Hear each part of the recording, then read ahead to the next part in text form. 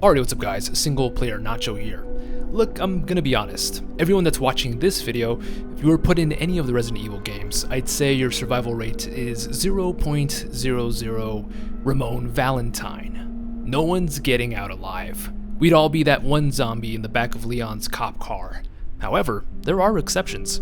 These are 10 safe or survivable B.O.Ws.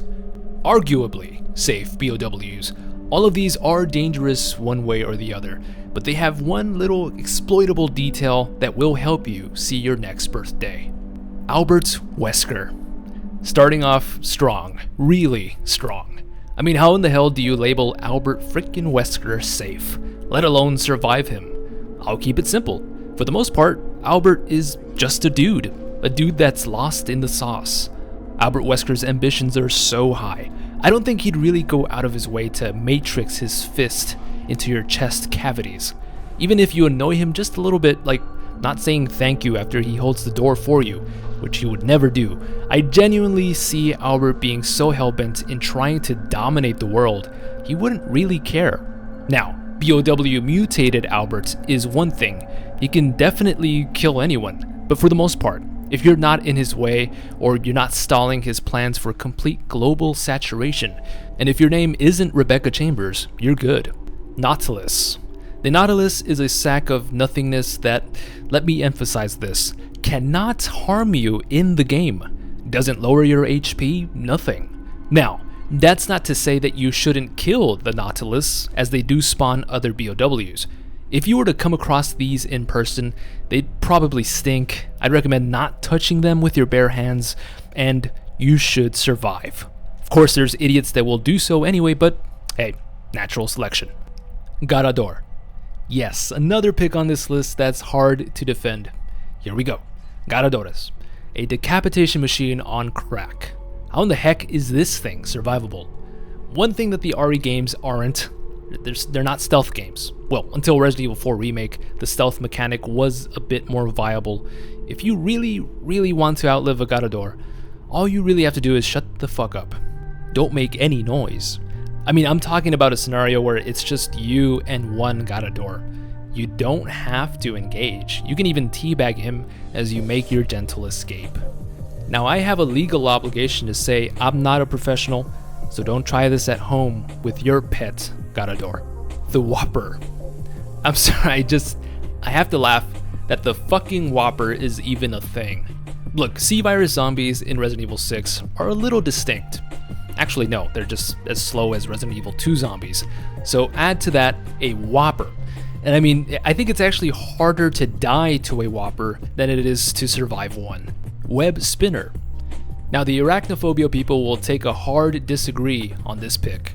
In the real world, there's tiny venomous spiders that can kill you with one bite.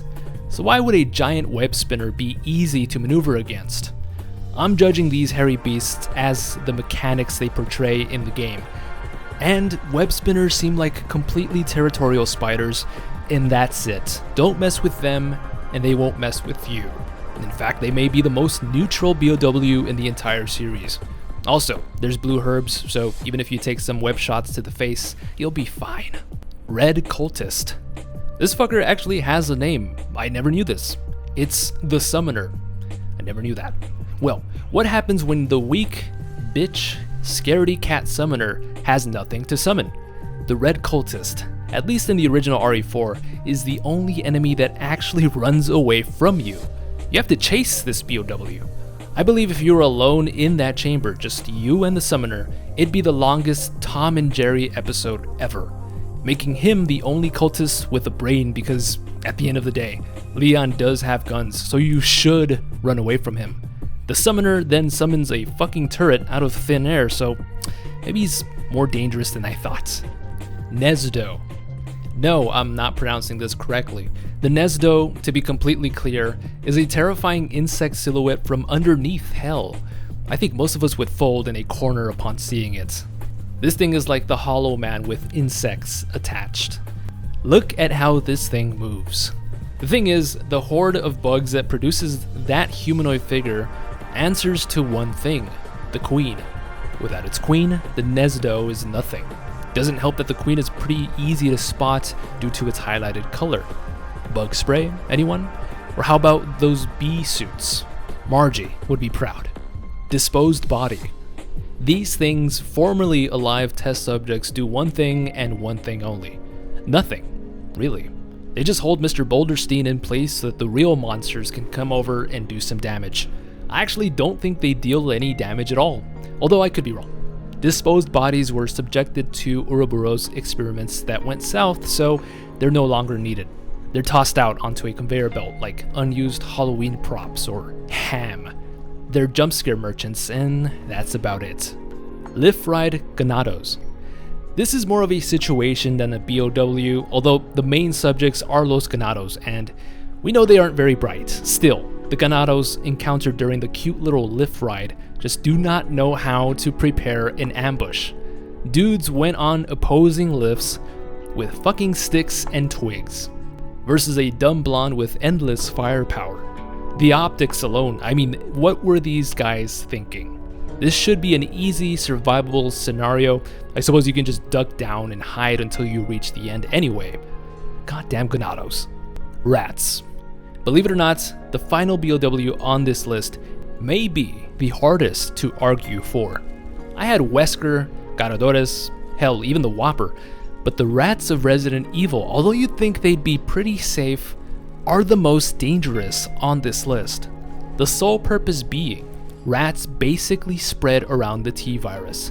These are the original carriers of the plague that killed an entire city. Now let's put that aside for a second.